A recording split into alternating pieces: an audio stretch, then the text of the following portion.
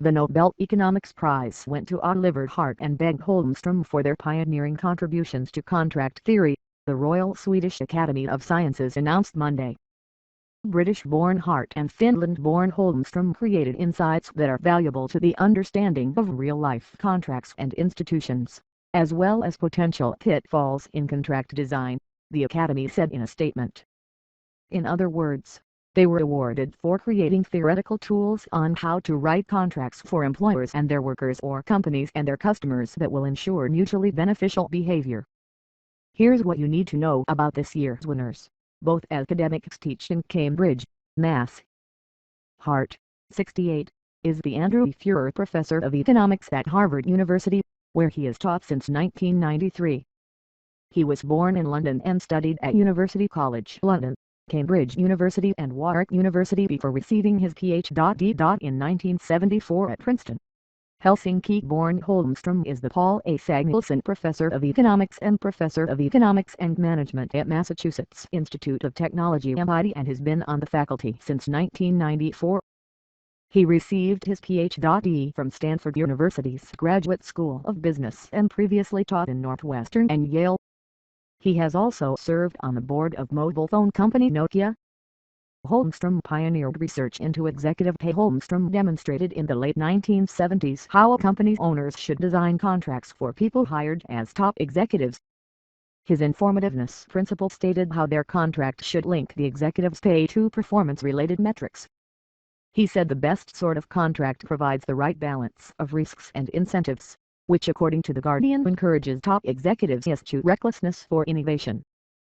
His later work, according to the Academy, generalized these results to more realistic settings, namely, when employees are not only rewarded with pay, but also with potential promotion, when agents expend effort on many tasks, while principals observe only some dimensions of performance, and when individual members of a team can free ride on the efforts of others.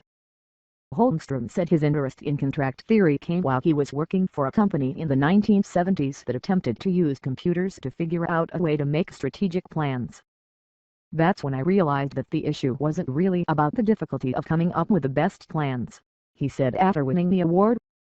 The bigger issue was also to create incentives for people to give the right information that is needed for these plans and incentivize them in general. Hart's work has shown the failings of private prisons. His speciality in the theory of incomplete contracts shed new light on the ownership and control of businesses, the Academy said.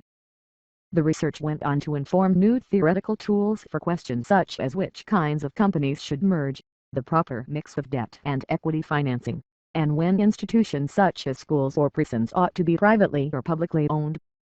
His work showed that cost reduction and improvements to quality are the two conflicting forces at work when a government decides whether it should privatize the service or run it on its own. The 1997 paper showed that private contractors have a strong incentive to cost reductions, which can result in a drop in quality. Hart cited the U.S. prison systems as an example in a paper written in the 1990s. Federal authorities in the United States are in fact ending the use of private prisons, partly because according to a recently released U.S. Department of Justice report, conditions in privately run prisons are worse than those in publicly run prisons, the Academy said. Hart is the second consecutive British national to win the award. He receives the prize a year after Angus Deaton, who won the award in 2015 for his findings on the study of consumption. In response to his win, Hart told reporters, "I woke at about 4:40 and was wondering whether it was getting too late for it to be this year. But then fortunately the phone rang. My first action was to hug my wife, wake up my younger son, and I actually spoke to my fellow laureate,